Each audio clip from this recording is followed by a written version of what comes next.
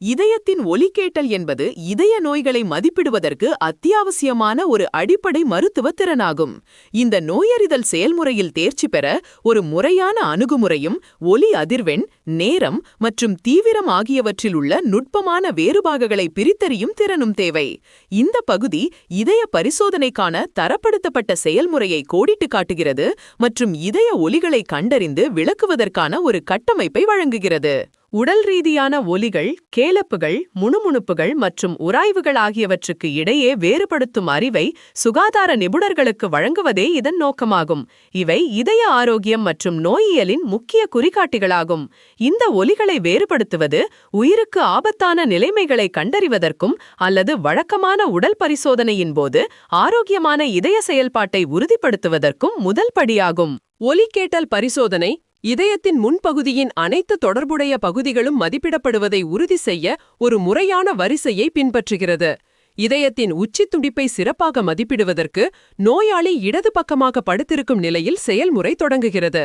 நோயாளி மல்லாந்து படுத்திருக்கும் போது கீழிடது மார்பு எலும்பின் விளிம்பு மற்றும் அடுத்தடுத்த ஒவ்வொரு விலா எலும்பு இடைவெளியையும் மதிப்பிட்டு பரிசோதனை தொடர்கிறது. முக்கியமான ஒலி கேட்டல் இடங்கள் பெருநாடி, நுரையீரல், மூவிதழ் மற்றும் மைற்றில் பகுதிகள். ஒவ்வொரு இடமும் குறிப்பிட்ட வால்வு செயல்பாட்டிற்கு ஒத்திருக்கிறது. இந்த புள்ளிகள் வழியாக ஸ்டெதஸ்கோப்பை முறையாக நகர்த்துவதன் மூலம் மருத்துவர்கள் ஒவ்வொரு வால்விலிருந்தும் வரும் ஒலிகளை தனிமைப்படுத்தலாம். இது இதய அறைகளுக்குள் உள்ள ஸ்டெனோசிஸ் அல்லது ரிகர்ஜிடன்ட் காயங்களை கண்டறிய உதவுகிறது. நோயாளியின் நிலை மருத்துவருக்கு ஒரு முக்கியமான கருவியாகும். நோயாளி நிமிர்ந்து உட்கார்ந்து முன்னோக்கி சாய்வத மெல்லிய பெருநாடி மற்றும் நுரையீரல் முணுமுணுப்புகள் அல்லது பெரிகார்டியல் உராய்வு ஒலிகளை கணிசமாக அதிகரிக்கலாம். இந்த செயல்முறை இதயத்தையும் பெரிய இரத்த நாளங்களையும் மார்புச்சுவருக்கு நெருக்கமாக கொண்டு வருகிறது. இது உயர் அதிர்வெண் நோயியல் ஒலிகளின் ஒலி பரவலை மேம்படுத்துகிறது. இதய சுழற்சி இரண்டு முதன்மை ஒலிகளை உருவாக்குகிறது. S1 மற்றும் S2 இவை லப் டப் என்று அழைக்கப்படுகின்றன. S1 சிஸ்டோலின் தொடக்கத்தை குறிக்கிறது மற்றும் மைட்ரல் மற்றும் ட்ரைகஸ்பிட் வால்வுகள் மூடுவதால் உருவாகிறது. இது ஸ்டெதஸ்கோப்பின் டயாஃப்ரம் மூலம் சிறப்பாக கேட்கக்கூடிய உயர் அதிர்வெண் ஒலியாகும். இது மற்ற ஒலிகளின் நேரத்தை குறிக்கும் முதன்மை அடையாளமாக செயல்படுகிறது. S2 டயஸ்டோலின் தொடக்கத்தை குறிக்கிறது மற்றும் பெருநாடி மற்றும் நுரையீரல் வால்வுகள் மூடுவதால் ஏற்படுகிறது. ஒரு முக்கிய உடலியல் கண்டுபிடிப்பு என்னவென்றால் சுவாசிப்பின் போது S2 பிரிவது ஆகும். வலது இதயத்திற்கு இரத்த ஓட்டம் அதிகரிப்பதால் நுரையீரல் வால்வு மூடுவது தாமதமாகிறது. இதனால் ஒலியின் இரண்டு கூறுகளும் தனித்தனி நிகழ்வுகளாக கேட்கின்றன. டயஸ்டோலில் ஏற்படும் கூடுதல் ஒலிகள் கேலப்புகள் என்று அழைக்கப்படுகின்றன. இவை பொதுவாக பெரியவர்களில் நோயியல் சார்ந்தவை.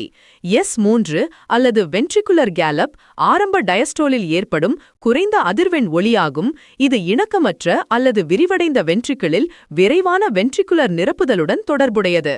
வயதானவர்களில் இது பெரும்பாலும் வென்ட்ரிகுலர் செயலிழப்பு, வால்யூம் ஓவர்லோட் அல்லது இதய செயலிழப்பை குறிக்கிறது. S4 ஏட்ரியல் கேலப் தாமதமான டயஸ்டோலில் ஏற்படும் குறைந்த அதிர்வெண் ஒலியாகும்.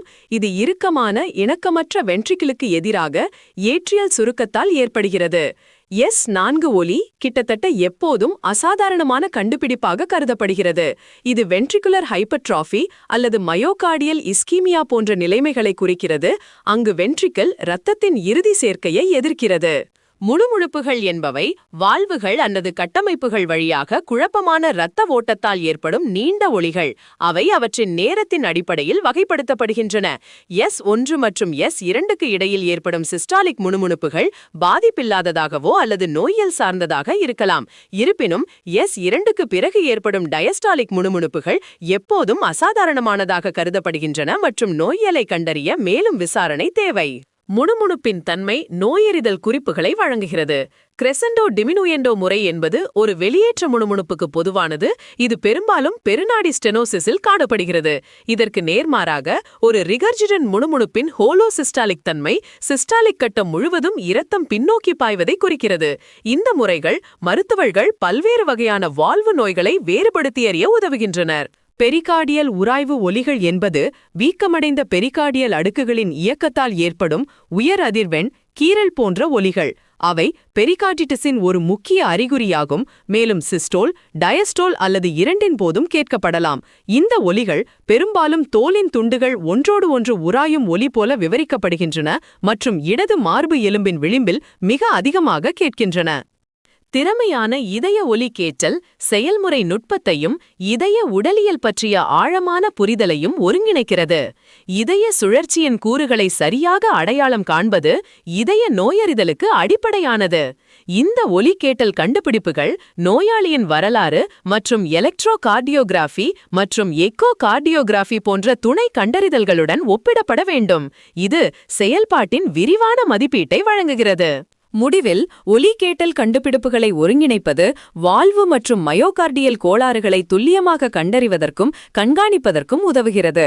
இதயத்தின் முன்பகுதியின் முறையான பரிசோதனை மற்றும் பல்வேறு இதய ஒலிகளின் விளக்கத்தில் தேர்ச்சி பெறுவதன் மூலம் சுகாதார நிபுணர்கள் உயர்தர இதய நோயறிதல் சேவையை உறுதிப்படுத்தலாம் மற்றும் துல்லியமான படுக்கை பக்க மதிப்பீட்டின் மூலம் நோயாளிகளுக்கு சிறந்த மருத்துவ விளைவுகளை பெறலாம்.